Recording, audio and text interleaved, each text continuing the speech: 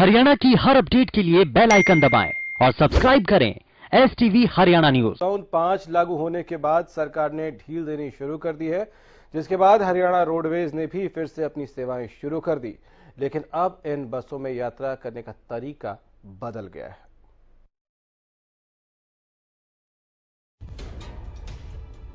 Lockdown 5 के साथ ही अब अनलॉक 1.0 की भी शुरुआत हो गई है और इसी क्रम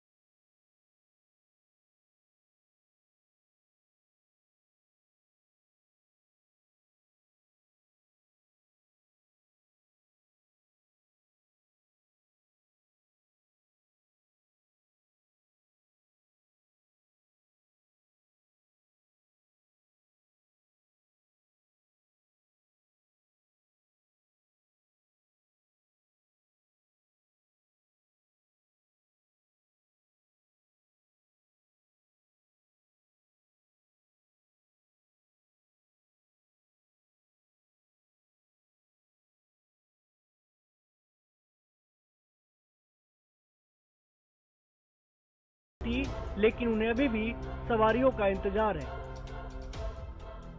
झज्जर रोडवेज ने भी अब 14 नई बसें जो कि अलग स्टेट में चलेगी, उनके बारे में विस्तृत जानकारी के लिए हमारे साथ हरियाणा रोडवेज के जो झज्जर डिपो के प्रधान हैं रामवीर जी। कौन कौन से रूट पर क्या कितनी बसें चली हैं उसके बारे में? ऐसा है जी, परसों हेडक्वार्टर में हमारे से लिस्ट मांगी थी लोकल रूट और डिस्ट्रिक्ट टू डिस्ट्रिक्ट और लॉन्ग रूट। हमने परसों लिस्ट भेज दी थी, तो कल दोपहर को फाइनलाइज हो गया आएंगे 3 बजे के करीब। उसमें 2 गाड़ी चंडीगढ़ जैसे से रोहतक होते हुए चंडीगढ़, एक बहादुरगढ़ से सोनीपत होते हुए चंडीगढ़। बाकी डिस्ट्रिक्ट टू डिस्ट्रिक्ट है, जैसे झज्जर से रोहतक, झज्जर से भिवानी, झज्जर से गुड़गांव, झज्जर से दादरी, बहादुरगढ़ से रोहतक और बहादुरगढ़ से खरखोदा।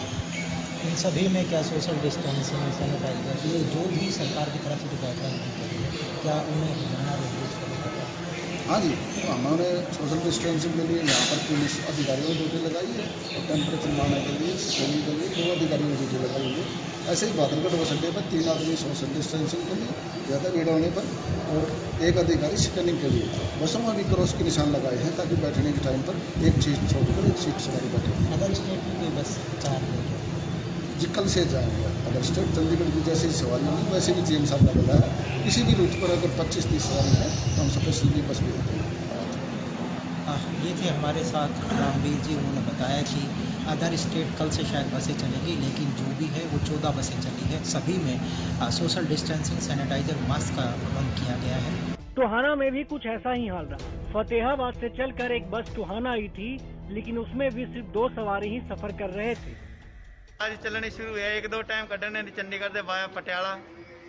जे सवारी मिली तो देश मिलने भी सवारी हो तो चंडीगढ़ जाना, तो नहीं जिथे खाली हुई तो बस रास्ते में वापस कर लेना टवाना से। जे सवारी हुई तो चंडीगढ़ जाना, नहीं तो टवाना से वापसी। देश होए तो देश की पालना करने वापस ले आना। 6 बसें शुरू करी है जी अभी। तो एक बस जहाँ से 7:30 हिसार और एक फतेहाबाद और एक रोहतक चलाई है, और उसके बाद दूसरी बसें शाम को दोपहर को एक और चलाई है जी। टोटल 6 बसें चलाई हैं जी। रेवाड़ी डिपो से भी बसें चलनी शुरू हो गई हैं। हालांकि बसों को अभी दिल्ली जाने की इजाजत नहीं मिली है। हरियाणा सरकार द्वारा अनलॉक 10 पर कुछ राहत देते हुए जिले के अंदर कुछ बसें चलाने की अनुमति दी है और साथ ही दिशा निर्देश दिए थे। उनकी पालना करते हुए आज हमने रेवाड़ी खंडोड़ा, रेवाड़ी राजगढ़, रेवाड़ी बावड़, रेवाड़ी कोसली, रेवाड़ी महेंद्रगढ़, रेवाड़ी पटौदी, इन मार्गों पे बसों का संचालन ऑफलाइन शुरू किया है। रतिया में भी बस सेवा फिर से शुरू हो गई। बस अड्डे से 4 बसें अलग अलग जगहों के लिए रवाना की गईं। मुसाफिरों का अभाव यहाँ भी देखने को मिला। इन बसों में सिर्फ 2 से 4 यात्री ही सफर करते दिखे। आपका नाम सर? अमित शर्मा।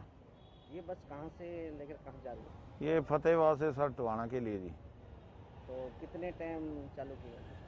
फतेहाबाद से टोहाना के 2 टाइम है जी।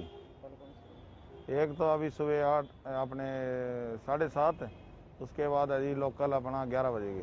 क्या सर सवारियाँ मिलेंगी? नहीं सर, सवारी तो नाम मात्र है जी।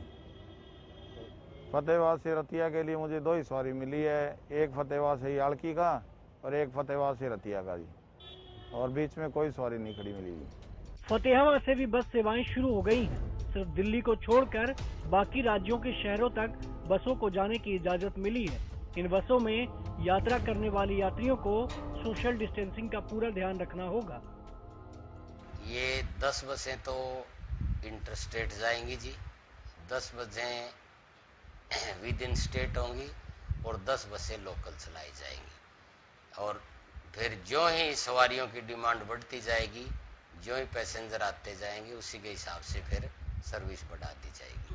ये तो जी इंटरस्टेट में तो जयपुर जाएगी, सैंतलाई जाएगी, चंडीगढ़ जाएगी, बाकी जी रावड़ा जाएगी, जयपुर जाएगी, बीकानेर जाएगी, हरिद्वार।